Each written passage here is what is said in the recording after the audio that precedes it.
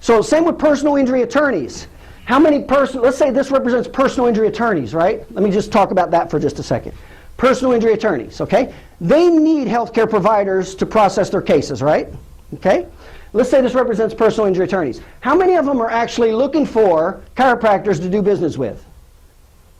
A lot or a little? A lot or a little?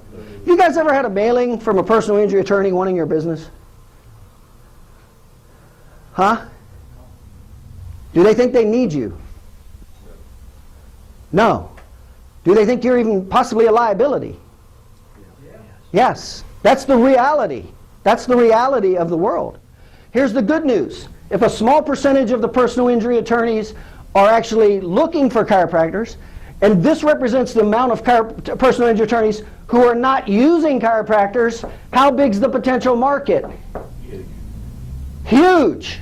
But if you don't know how to communicate to this side, how much business will you get from the personal injury attorneys?